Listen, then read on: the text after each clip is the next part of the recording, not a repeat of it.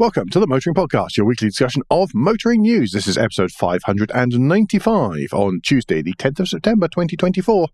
Hello, I'm Alan. Hello, I'm Andrew. And in a week where Chelsea football fans should be looking at Hoonigan and being very worried, we'll be asking if justice will be served. In new car news, we go back to the future.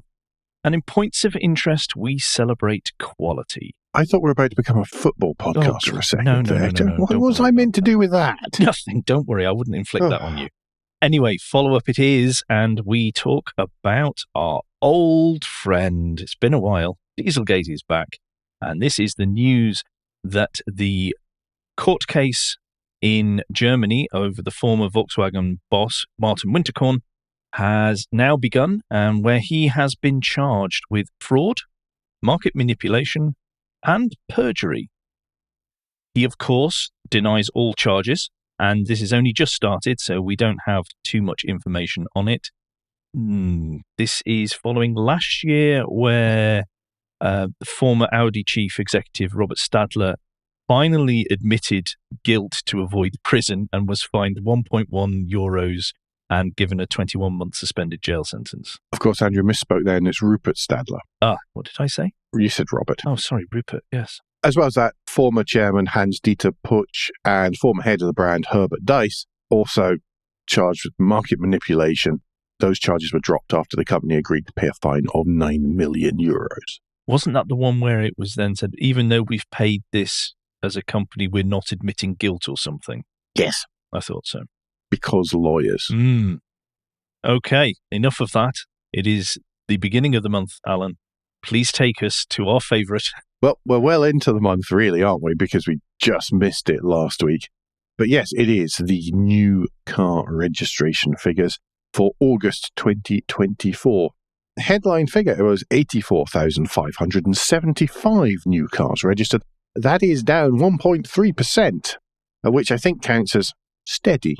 August is traditionally a quiet month because people, we're told, are waiting for the 1st of September and the new registration numbers. I'm not sure how much that stacks. I'm not sure. Well, we'll find out next month. We will, but I don't really think it's this. I don't think it's the thing it used to be. No, because there's 2 in the year now, and so many people throw a private plate on as well. Yes.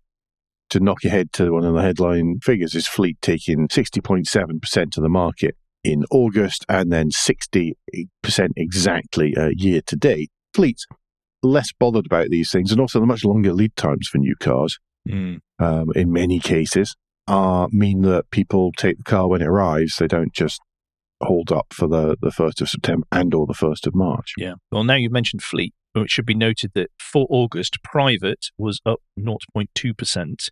Which, no, we have to mention because it's either been going down or flatlined since October last year. So this is at least not bad news. Yes, it's 55 cars. Yes. Let's not over-egg the wonderfulness of this news. It is 0.2%, which equates to 55 cars. Extra cars. Because it's 32,110. More well, cars. The thing is, you and I are looking at these tables and somebody driving along the motorway might not be, so... Yeah, sorry. Okay. As far as fueling goes, 42,872 of those required petrol, 5,165 required diesel, and 11,639 were hybrid electric vehicles. The hybrids are up 36.1%, diesel's down 7%, petrol down 10%. Battery electric vehicles up 10.8% for 19,113. And plug-in hybrids are at 5,786 units, or down 12.3%. Overall, battery electric vehicles held 22.6% of the market share in August. Mm-hmm. That puts them year-to-date at 17.2%. Beware, lots of people touting that 22.6% all over the place. Yep. The top models... Thank you, SMMT. Models. We see you. We see you, and they hear us and go, oh, not them again. Yes. Again, low figures, so much choice in the market. The numbers here are very low and very close together. In number 10, the Nissan Cash Cow, 1,170 units. Just ahead of that, the Hyundai Tucson, Ahead of that, the Volvo XC40. And ahead of that, at number 7, the Volkswagen Touareg at 1,297. Only 127 between them. I'm good at maths, me. Especially on the fly. Yeah, and then I realised I'd chosen difficult numbers. Number 6, the Volkswagen Golf, which is 200, just under 200 ahead. 5, the Tesla Model Y. 4th, the Volkswagen Polo. 3, the Tesla Model 3, with 1,542 units. Number 2, the Kia Sportage, 1,962 units registered. And at number 1, the Ford Puma with 2,471 units. Puma way ahead. Just over 500 ahead. Yeah. There, which is a significant proportion compared to 2 down to 10. Yes, a surprisingly stretched lead, bit over second there. I am actually just about to sit here and contradict myself because friend's former neighbour WhatsApped me during the month and said his daughter was thinking about a Puma. Is there any reason why not that I could think of? And I said, no, not really. If you like it, it's perfectly reasonable. If you like the looks, you're good. I don't mind the looks, unlike somebody else. And she went ahead and she bought the Puma. So there we go. It's also real-world anecdotes. Also, real-world anecdote influencer. People bought a Ford because of us, partly. Or didn't not buy it. Okay, Ford? Anyway, shall I take us to the spreadsheet of doom? Oh, we can, yes. Golly, let's. I'll do the doomy stuff, and we will start with Bentley down 55%, which is actually 24 cars in total. Yeah, but that's an awful lot of profit that's not there, though. Well, it's not coming from the UK anyway. Well, because of the way that Bentley like to do things. Fiat is down 31%. Ford is down 29%. That's another month and another horrific month for Ford. The market share, just the drop for Ford, is really quite special. Genesis is also down 33%. GWM Aura is down 88%. Ineos is down 63%. Lexus down 23%. Maserati down 31%. Mini, this is a bit of a surprise because normally they've been doing okay recently. They are down 31%. Well, we might have a reason for that. Well, yes, actually. Porsche is down 42%, so that's nearly 400 vehicles down on the month. Suzuki is down 17%, sorry. Tesla is down 25%, and that's even with 2 of their models, well, there are only 2 models really, in the top 10 as well. And Vauxhall, again, this is a bad month for Vauxhall, like Ford. They are down 41%. And again, many units down year on year. Yep. Meanwhile, in the ones that are in green, Abarth up 240% because they have cars to sell. Alpine up 22%. BYD up 1,227%. Congratulations. From 33 to 438. Congratulations on winning the MG Award for incredible percentages. Dacia up 30%. DS up 19%. Honda up 95.59%. What with? Is this on the back of somebody bought it on a fleet? EY1 has had like £7,000 chopped off the price. Yeah, but why would you? Oh, never mind. Well, fair enough. Honda, well done, jolly good. Well, yeah, I mean it's good to see they've got an increase again. I mean that's yes, it's good to see you've got something really. Jaguar up 74%, Jeep up 361.04%. Again, I think it's to do with having vehicles around the place, and of course, there's the new model which you might have trouble noticing unless you know. Land Rover up 83%. I've just realised on the Jeep thing, is the little electric one not out now? That might explain it. I think so, yeah. Mercedes-Benz up 21%, Nissan up 24%, Renault up 39%, Seat up 37%, Smart up 93%. Again, they have vehicles to actually register. Volvo up 72%, other British up 56%, and other imports up 81.48%. To 98. I think that's pretty much sums it up. Wins and loses, but overall, really no change year on year.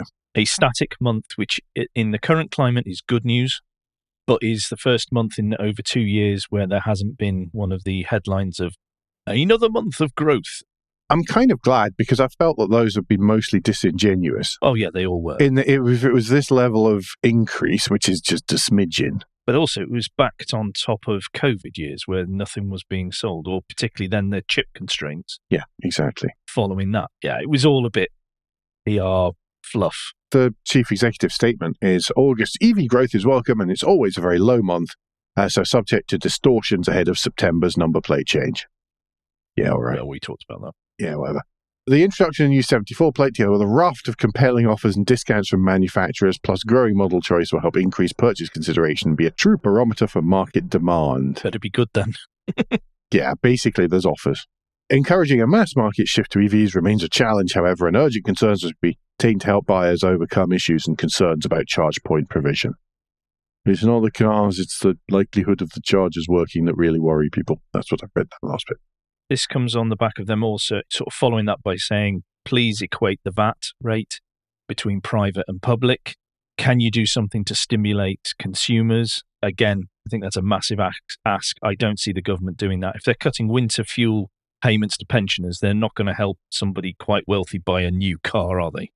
No. The VAT rate, I do feel, is it's the most reasonable of any of these, I think. Yes. But what they're more likely to do is go, yeah, okay, now we've found a way to charge you 20% on your home charging. Well, we're on smart meters. If you're at a home charger, it's a smart meter. They know when you're doing it. So, of course, they can. It's easy. Yeah. One thing I notice here is that states, actually, when you register your car, instead of it being like $75 or whatever, they add on a $200 or $300 amount for it being an EV. And that's their way of getting back some of the tax that they would otherwise raise through petrol and fuel. Because I was like, what the heck's the point of this? What's this? And I was like, blah, blah, blah, blah, blah. And someone went, well, no, actually. And then I was still a bit blah, blah, blah, blah. But the more I've thought about it, the more I think, actually, you know what? There are worse ways. Yeah, because people are talking about doing pay per mile as well. And that was a big one at the weekend, wasn't it? The latest thinking is that it will be put on new EVs from a certain date forward. We'll continue with the existing system for cars that are already bought, whether that is electric or internal combustion engine. Or registered. Yes, or registered. But somebody did actually point out, because people are going, well, it's only fair that those who drive more should pay more taxes. And someone pointed out and go, I do, because I have to put more petrol in, therefore I pay more tax because so much of it is taxed. And that is something that is either forgotten or conveniently forgotten in the whole discussions of this. I think we're going to have to go to a two-tiered system to be remotely fair, because they're not going to fit black boxes to the cars that are existing. No, they're going to find another way. Fitting black boxes is very expensive. And they can't do AMPR because that's hugely expensive, because that means you've got to have cameras on every single road at all. One of the few bits of IT infrastructure over here which I really admire, one of the few bits of infrastructure over here that I really admire, to be perfectly honest, beyond the Eisenhower interstate network, in all its various states of repair, is EasyPass. Right. You get your box and you buy it from EasyPass in my case, Massachusetts, and it works right down the East Coast. You can use it in the priority lanes in Florida. You can use it on the New Jersey Turnpike if you really want to. You can even use it just going into Canada, and it's one integrated billing system. That's almost unheard of over here. It works very well indeed across multiple different administrations, multiple things. It's so unlike America. It was surprised me to discover that if you regularly drove between states, you needed 4 different flipping things stuck in your windscreen. But no, one little tiny box will do it. Okay. That's really good. That's good to hear. I think we have prattled on long enough on the second story, but we have covered a lot of ground. A lot of prattling. Also, just to round this out, there will be a link in the show notes to a Vertu Motors article that is off the back of their chief executive, Robert Forrester, being quoted in the Daily Telegraph over last week, talking about the new car market, what the government needs to do, and also berating people who think that cheaper EVs, as it stands with manufacturers knocking off so much money is a good thing without thinking through the consequences. See last week's show. It's an interesting... I don't normally like this kind of stuff from the Telegraph. It's normally complete rubbish. But this is... I think he's very outspoken, very clear in what he's saying.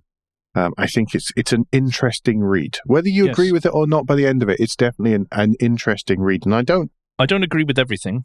I don't agree with everything. But it's, as you say, it makes some points and at least makes you think. Yeah. Okay, I am now going to take us on to the other really big news of the week. And this is that Volkswagen are thinking the unthinkable and considering closing some German factories. They had a really big meeting, like over 10,000 It was the annual shareholders meeting. But I think it was with the Works Council, though. They were talking to 10,000 employees last week as well. Oh, okay. Because this had sort of been hinted. However, they are being told, the Volkswagen workers, that they need to save 10 billion euros by 2026. Well, they're in the middle of doing that. But as part of the process, they may actually have to shut car factories, which will be the first time since, was it 1988 or something? Well, yes. In Europe. First time in Europe, and then for the first time ever in Germany. Yeah. I've spoken, I think, at length before about German unions and the power that they hold in German companies. And this, again, is very much that. I mean, if they do it, and the two that are sort of being muttered about is the one former Carman plant at Osnabrück, and then there's also some muttering about the ID3 factory in Dresden, which is supposed to be understudy for closure. If they do one or both of those, I think if I were Volkswagen, I'd do it once and close both of them so that we get the bad sting once. Yeah, rip that plaster off, etc. Other cliches that are available. I don't like it, by the way. I don't like we're closing manufacturing. No. But from a PR point of view, I'm curious. They are going to have to make such massive offers to keep the unions even vaguely happy. Because what happens if they don't is that everyone walks out again. Yeah. And that, from their point of view, doesn't really bear thinking about, really. Because on top of the factories, they're also talking about ending the job security program. Yeah, good luck. They're talking about it. They maybe don't actually ever intend on following through. Yeah. Well, there's what they get, you see. We don't end the job. We close these factories, but we don't end the job security program. If you shut those factories, does a Chinese manufacturer come in and employ those people? And they are now in the market without tariffs and are undercutting Volkswagen on price. You'd have to hope so. But I don't know if it would be that easy. I don't know if the German government would let a Chinese manufacturer come in because you're giving them an opening into it. This is the fight that... This is the problem that the EU have created for themselves, whether it's business or politicians. Yeah, it's so true. The politicians will go with whatever's going to keep the politicians in power because they're politicians. Yeah. And it'll be somebody else's problem, etc., all these other things. Exactly, down the line. But this is big news. As you can imagine, the unions have come out swinging back and they are making lots of comments. And there's a quote here from other works councils have said that this is ridiculous because Volkswagen's management had made many wrong decisions in recent years, including not investing in hybrids or being faster to develop affordable EVs. Then they go on to complain about the company's documentation madness and salami slicing tactics. This is going to be very bitter. I think it already is pretty bitter. Very nasty when they really get down to it. But Volkswagen haven't helped themselves. You know, they've got to make 10 billion euros worth of savings, they say. But we were talking before the show and you were commenting on the fact they'd done a massive share buyback so that they could grant almost, was it 4.5 billion euros dividends to the shareholders. I mean, what the heck? How do you sit there with a straight face and then say to somebody, you're going to lose your job now? Yeah, we've got to make savings, but we didn't manage. But this faceless person over there, who you've never met or never will know, has had a nice bonus this year from us. Just worth mentioning, obviously, lots of the shareholders of Volkswagen are local provinces. And, of course, the workers own a certain amount of it. Are they paying into their unemployment funds then? Basically, well, that's what it looks like it's going to have to be. It's absolutely ridiculous. But that's the way it is. I don't know. I have this big issue that the worst things that's happened to manufacturing, and indeed most industries, are the words shareholder value. Yeah, absolutely. And instead of doing the right thing, making good products, you're so busy pandering to your shareholders. And we see this time and time and time again, Tesla and others. Yeah. But they've really But you see what the car manufacturers copy because they think that's got the zeitgeist. Well, it's what management copies everywhere because they want to see these big explosive growths, and it's all fluff. Yeah, it is. They're not well thought out decisions. But it also makes me, this story about Volkswagen makes me think, is Ford in a similar situation? Yeah, Ford. Yeah. So there's two giants that are openly struggling, massively struggling as well. All the car manufacturers are, but those two are very visibly struggling. Yeah, and again, management decisions. Yeah. I've seen that one in Day Job as well. Mm-hmm. Absolutely. Anyway, should we move on? Yes. Why don't you take us to Sweden? Volvo has overhauled its electrification and carbon reduction goals, adjusting its original plan to become a fully electric car manufacturer by 2030. A long time ago, it seems, way back, many centuries ago. It says initially set in 2021 in this article from AM Online. And Volvo's goal is to transition entirely to electric vehicles by 2030. The way I remember it, and don't ask me because I'm only an amateur at this, I would swear that everyone thought they said electric, but in actual fact they said electrified. Yes, people saw a headline and didn't read. And didn't actually read that it said electrified. Yeah. And Volvo got stunning amounts of positive press because of it. It was a very clever PR move, and it showed up the commentary industry on motors very poorly for having not done some very basic stuff. Yeah, and you read the thing that was like, oh no, hang on, everything's anyway.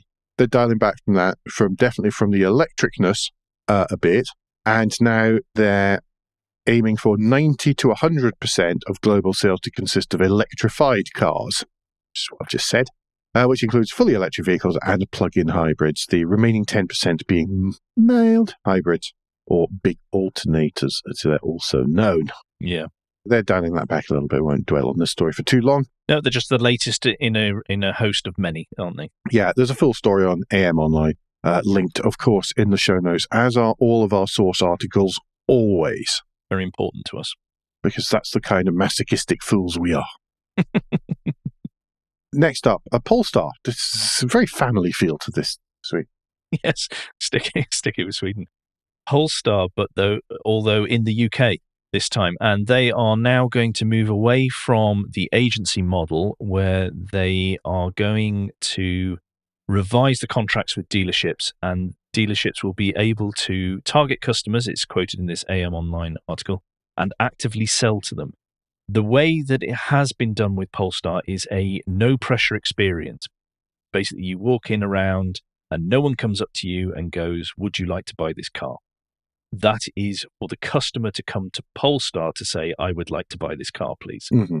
That's now going to change.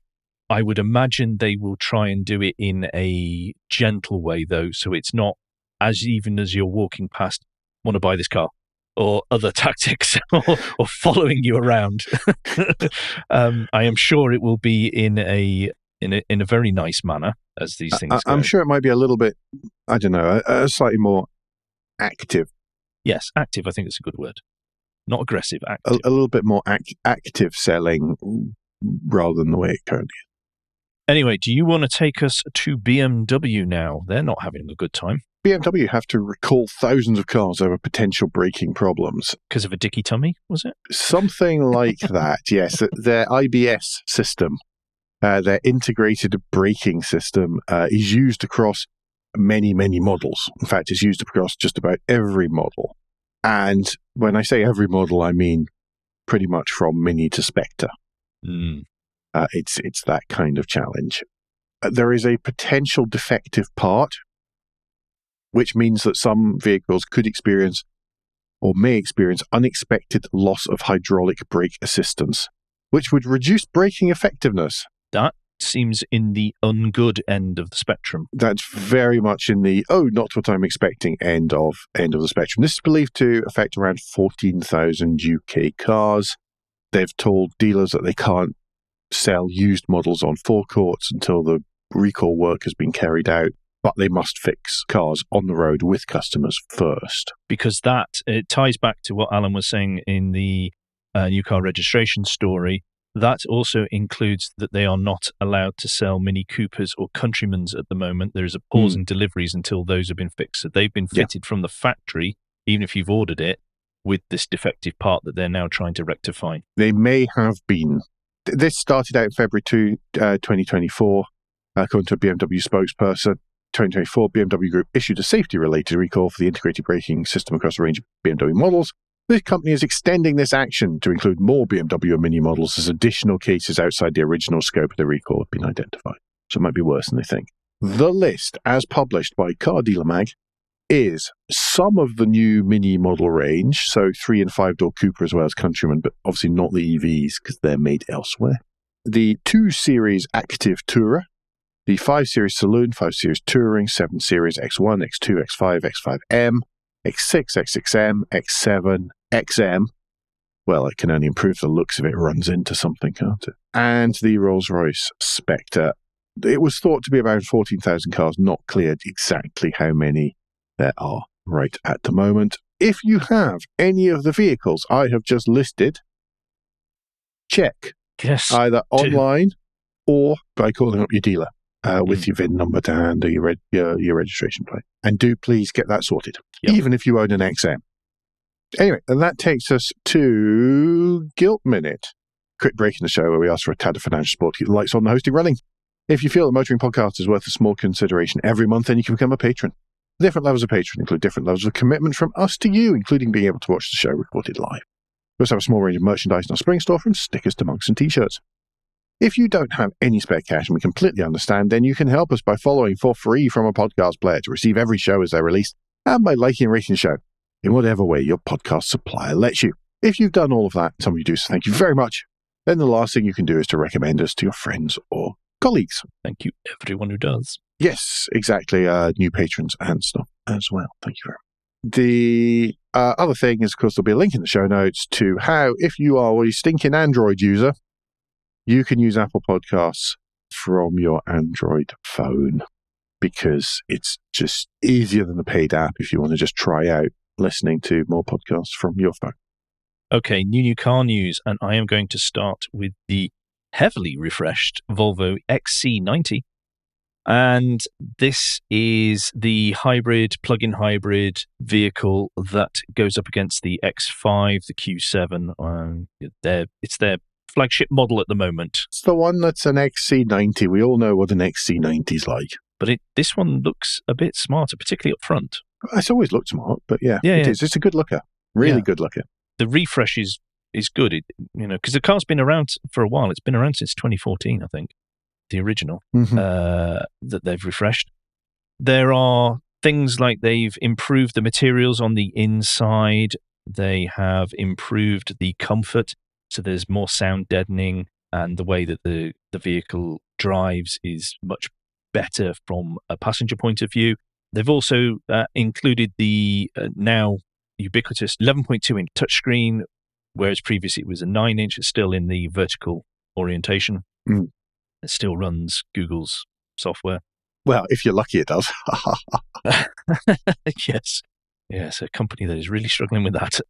And apparently, the reworked operating system, according to this Autocar article, quoting what Volvo have been saying, says that it is claimed it requires fewer presses to access key functions. It's a lucky break. We don't know the prices, but the current model starts at $69,435 and goes up to $71,405. Expect it to be around about that, but probably a little bit more because inflation, etc. A pre-facelift is another vehicle that people asked me about, and I said, go for it. In fact, I think I suggested it when his X5 got stolen. He bought the plug-in hybrid, absolutely loves it. Have you seen the bottom picture? That grill's interesting. It's odd, yes. I was mystified by that for a little while. I think they get a little bit. They're going diagonally. There's always been the diagonal half stripe on the thing, and then one side kind of echoes that, and the other side is the opposite. And so it's asymmetric, and I'm undecided. I'm not completely offended, but I don't know if I like it. No, so I'm the same. I think they've done all right, actually, in that case. Yeah, it's different. Yeah. I don't know that I like it, but it's different, and I'm definitely not offended by it, and it wouldn't stop me buying the car.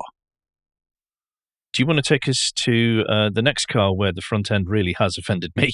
Speaking of cars with gaping maws, the Aston Martin Vanquish is returning, much like James Bond does, as an 824 brake horsepower V12 flagship. This Super GT gets an evolved power plant that's set to continue. It's all capitalized. Set to continue until 2030 and possibly even later. It was meant to be a V8 with a hybrid system.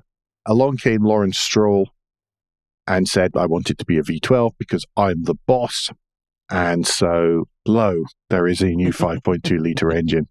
738 pound-foot of torque, 3.2 seconds to 62 miles an hour, top speed of 214 miles an hour, which is faster than any road-going Aston, bar the Valkyrie. I like the back.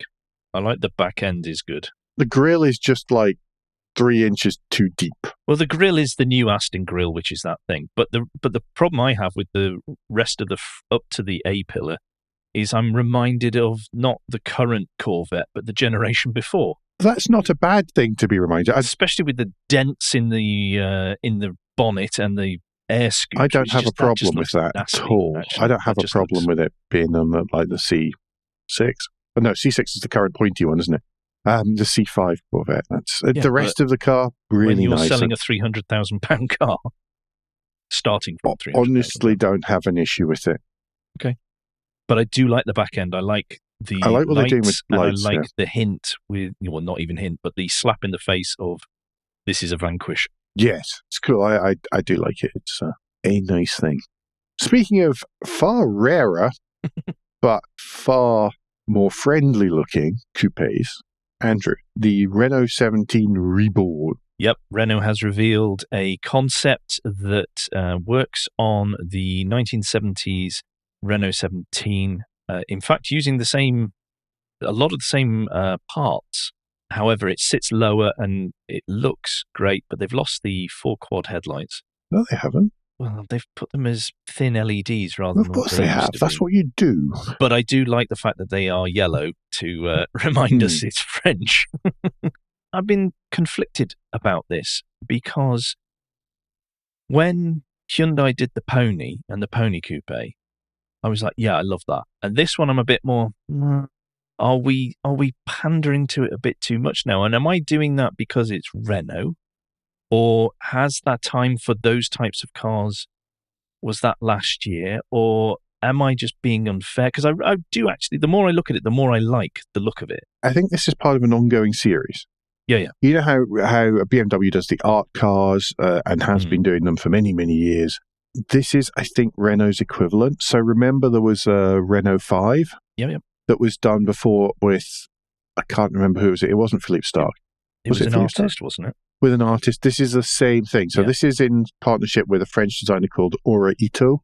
I have never heard of Aura Ito before, but I think that this is part of that sort of Renault reinvention with collaboration with an artist. I think 17 is an interesting choice because it's mostly forgotten and it's very unlikely that it's going to go to production and it doesn't compete with any of their production cars. Yeah. And it's a bit cool and it reminds people of some heritage which has been forgotten. Yeah. I think it's a great choice on a number of levels. I think it's been really nicely executed. If you like brown, if you like chocolate, you will like this. The interior is lovely. The interior is, it's absolutely great. It's really nice. It's really nicely done. Do go have a look at the pictures of it. Things like the dashboard and the way that that's all been resolved and stuff. It's just really cool. And it's got louvers on the rear, on the C pillar. Sorry, following on from a lunchtime read. Talking of which, I meant to tell you, I had to drive to North Wales at the weekend and I saw a Mercedes SL with them on. I saw a whole load and took a picture, actually, yesterday at the Lars Anderson Museum. Carriageway, but I saw it. I was like, oh my God, I can't believe the family's going, what now, Dad? Oh yeah, there was a bunch of them at the Mercedes-Benz Day at Los Angeles Museum. Yes. Yeah. Anyway, Alan, do you want to take us to what is possibly a solution to last mile deliveries? It is. Well, it's one of a number of possible solutions of last mile deliveries. Anyone would think that all that sort of stuff is quite nuanced and we need many solutions for it. Yes. Well, there's many different last miles, aren't there? Yes, quite. So ProDrive has released its radical £25,000 electric van for 2028. And the maker, which is called Elm, of affordable and lightweight cargo hauler, believes that this could be the next tuk-tuk, which I think is pushing it a little bit given the number of complex surfaces involved. It is a cool, no frills or minimum frills last mile delivery vehicle. It does come across as minimalist. It's claimed up to 100 miles range, which works fine for what it's designed to do. Yeah. I like how, if you look at the pictures in the Autocar article linked in the show notes, I like how they have clearly spoken to people who do deliveries or the companies who run delivery services and go, what do you put in the back? What does it need to do for you? A bit like the Rivian.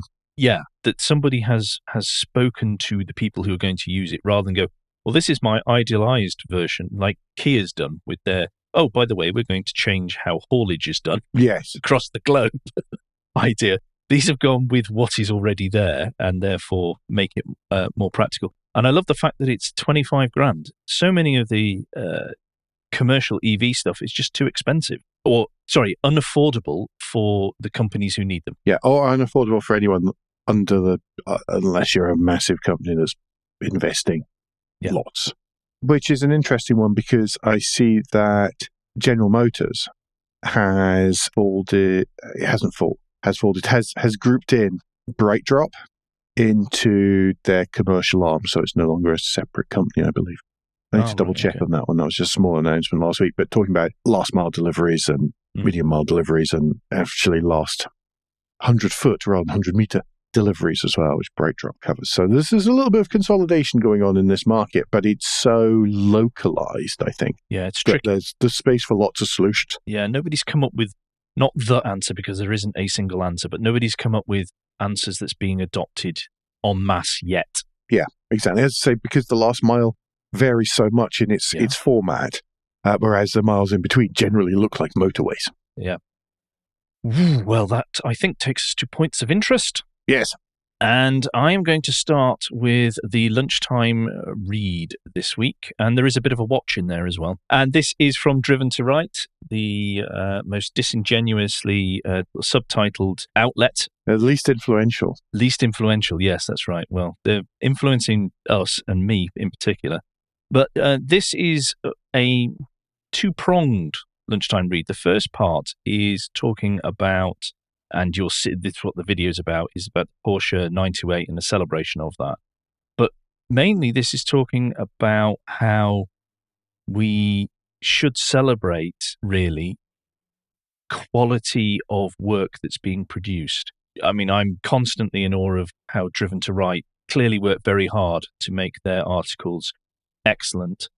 But they are talking about how Auto Diktat has moved from writing purely to also doing video, and what his philosophy behind that is. And I think that's something we should celebrate, and I think that's something we definitely try to do in this section of the show. That's why it exists, isn't it? Yeah, but it also felt a bit personal to me, this actually, for a couple of reasons. The first one is that it's all very silly, but I'm holding off on a couple of projects because of self-doubt. He's having an existential crisis.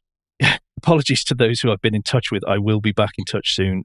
I will get this moving. I will get over myself. And I think that's really what I need to do as much as anything. But the other part was, recently I've just been seeing so much poor content. I think what he wants to say is drivel. He's trying to say drivel here. Yeah. Particularly from people who are pretending to be authoritative or be an expert or be a thought leader. The stuff they're coming, and I'm not just talking the LinkedIn lot. Thought leader. But I'm seeing, I know. I hate that term. I know. If anybody puts that in their guru. Guru is another one. I want to see evidence of a suntan and some robes, please. Yeah, at that point, you can ignore anything they say. Yeah. It says thought leader or guru. Great. Futurist is quite high up there, but not all are bad. This is why I don't do LinkedIn. You see at the end when I make fun of him, because this stuff angers me too much. Yeah. For example, over the weekend, we had one video where they were talking about VW issues that we discussed in the first part of the show, and they've had over 160,000 views, and it was the merest surface level of research and completely missed major points that would have backed up what they were trying to say. Not what they said was wrong, but it's what they missed out that was bad. And I was another YouTube that I saw this person, again, a UK person, an authoritative, a very popular show, and he didn't know some real basics like what the DVSA is. And yet he's trying to speak with authority, and you just go, we are so badly let down, or the average consumer is so badly let down with the lack of stuff. And I love seeing something like this where somebody is an expert, knows their stuff, and can produce something very, very good without, and this is the quote at the end of this that really gets to me, whilst they are refusing to talk down to one's audience. And I love that line. And I think that's perfect. That's what we need more of. And that's what we try and share in this, in the points of interest. Sorry, I did. By the way, got thrown over the weekend. Oh, yeah. Because I sat down to watch a video and it started up and it was in such a beautifully produced style, I had to stop and check I was watching from the same person. And it's one of my favorite videos he's ever done. So it's Hubnut. Mm-hmm. Hubnut's one of the Lancia Aurelia. It started and there was like Italian style music in the background with an arty shot and Italian style music. I was like, what? What channel is this? It's such a beautiful car, and Ian totally does it justice. And so, yeah, sorry, Ian, I did say this to you, but so this is not a thing, but it was so nicely done. No, but I think that underlines the point perfectly. It doesn't have to be, it doesn't have to come across as high-end quality production levels, as long as the person is knowledgeable, able to communicate it, and clearly an authority without having to say, I'm an authority. Andrew, I've said it before, there are some people who I'll quite happily watch 20 minutes of them filming their armpit. But if you show me another ruddy California Canyon at golden hour with a collection of Alfa Romeos and whatever else, I'm just going to be sick. It's just, it's boring. It's beautifully produced, but it's tedious. And it's just, there's no interest. There's very rarely any kind of grip or passion in there beyond someone going, I'm passionate about Alfa Romeo. And I just can't be doing with it anymore. But give me an Allegro on a rolling road and I can quite happily sit there and watch it, or someone beating the living daylights out of some rusty heap in a barn in Missouri. Yeah. And in most cases, I'll be able to sit there and watch it if they're an interesting person, if they're passionate. And if there's a sort of wry side dose of dry humor as well, will generally win me over. Yeah. If anyone listening to this, if you find stuff, no, I'm leaving it in. If you find stuff that you like, share it, like or favorite, whatever the medium allows. And if you can help them financially, if that's a thing that they offer and you are able to do that. And also tell them you like their stuff, you like what they do, you let people know, because very difficult if you're working in a vacuum, which effectively on the internet is, you don't know sometimes or often if you're hitting the spot. I've taken a real movement to actually like videos nowadays. For years, I never liked it. I didn't bother hitting anything to like it. And it's much like I pay for YouTube. Plus, I adverts are invasive. They annoy me. I'm not going to run an ad blocker, though, because that denies people income. I pay for it. I pay for decent content. It's stuff like I will make sure I buy stickers. I mean, Cletus McFarlane is not going to buy many more, Freedom Factories with me buying a sticker or two. But I polished my car at the weekend and I thought, well, what will I buy? I can't be bothered buying a fancy brand. I bought the stuff from Mr. Sam on the Cletus channel. And by the way, it's really good. You can barely touch my car now. Your hand just slides off it. But, I'll often, I try to make sure I buy hats and T-shirts and that kind of stuff. Yep. Just to make sure I support people that I like and enjoy. This is not all a massive guilt trip, by the way. It is just the way we function. No, it was just listeners in general. I mean, I'm just whoever you are listening to, watching, or reading that you like, support them in however way you can. Anyway, sorry. Once again, I have taken us way. This was going to happen because you were in that. I knew you were in this kind of mood before we even started recording. Okay, take us to the list of them. Not that we've been doing this for almost 9 years or anything. List of the week this week is the greatest small cars ever made, and I think some of this should be taken with a pinch of salt for both the words greatest and small, given some of the options here, which really you've got to live in Texas, Mr. You Dredge. have stretched to some of these. You have stretched, and I think greatest is really pushing it in terms of the, I mean, there's millions here. In terms of the AMC Gremlin, I don't think anyone's ever going to describe that as great, other than the fact it came with a jeans package, which had was it jeans? No, it was jeans was the Beetle. It was the Levi edition, which came with denim seats and door cards with little Levi tags. That is the only reason, the only point at which the AMC Gremlin was ever great. Okay, well, I'll give you my choice. Okay. It's not the AMC Gremlin. I'm sure it's not the AMC Gremlin. It would be really funny if it was, though. I found this actually quite hard because there are an awful lot of the 53 slides, of which I went, oh, I like that. Oh, and that one. Oh, and that one. Once again, massive kudos to Autocar for actually having a slideshow that works on Firefox. Yes, much appreciated. So I am picking the 1984 Seat Ibiza. How, of all of this choice, how could we both have chosen the same one? Well, it shows it is good. No, but I mean, it's that side, the picture is fabulous. I think that helps. Fantastic Giugiaro profile, cool dash, cladding, a big graph.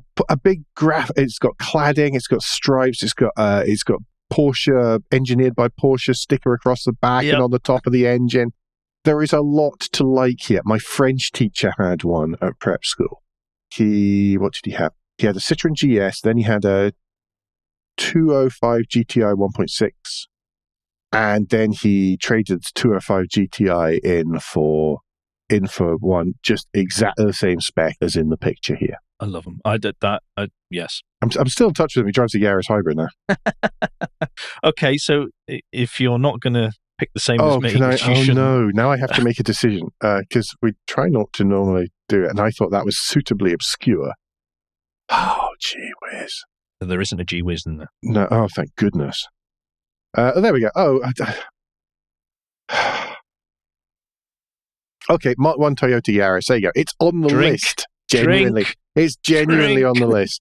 And as someone who's owned 5 of them and had to mentally count it 5 up, drinks. I would love that license plate, by the way. The license plate, it's so American. It's almost time to come home. It's on the list. Richard Dredge included it. Therefore, I would be remiss not to choose it. Mark 1 Toyota Yaris. It is all of the things that people like about the Renault Twingo, but reliable and available in right-hand drive, which is why I bought one for my first car. It's got a little digital dash, it's got a sliding back seat, it doesn't have a full-length sunroof, but yeah, otherwise it's pretty good. Add some lowering springs or beef up the anti-roll bars, and you've got it's a decent handling little thing anyway, but then that just makes it faster than people appreciate. And then you could shove a 2ZZ engine in it, but I really don't recommend that. That's a stupid thing to do. But yeah, Mark 1 Toyota Yaris. Check the oil. It's a check the oil. Yes, check the oil. Ah, dear me. Okay, let me take us on to the and finally, and hopefully end our listeners' suffering soon. Oh, goodness, yes. This is from Octane, and it's a few weeks old, but it is about a vintage Bentley, a 1928 Bentley 4.5 Le Mans, which has won the 2024 Peking to Paris Motor Challenge.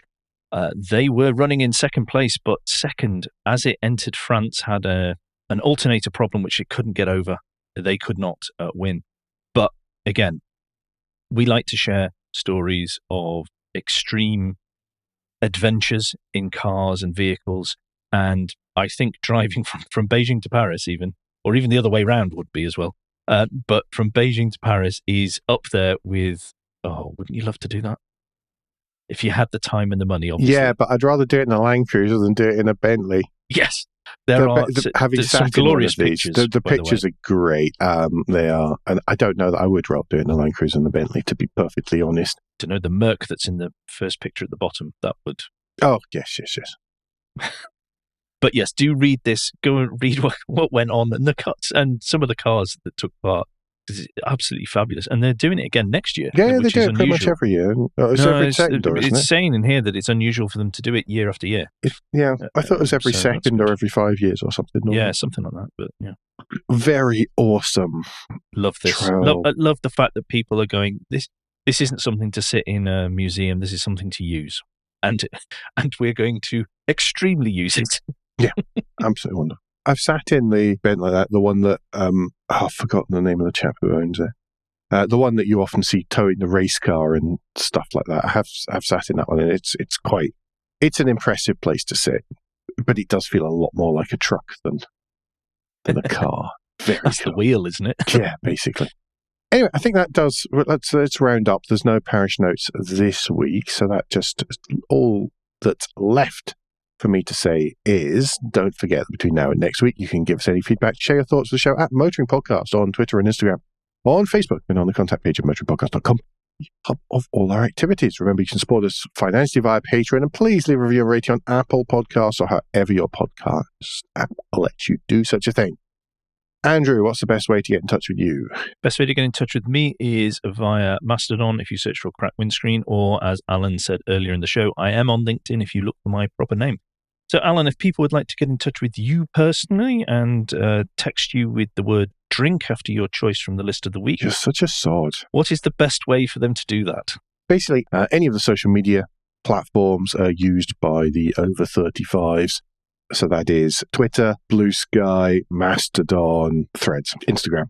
How do you spell your name? Oh, on all of them, I'm at AJP Bradley. That's Bradley. He threw me so far just there that I completely forgot the bit you all look forward to. We will be back very soon. Until then, I've been Alan Bradley. I've been Andrew Clues. And safe motoring, folks.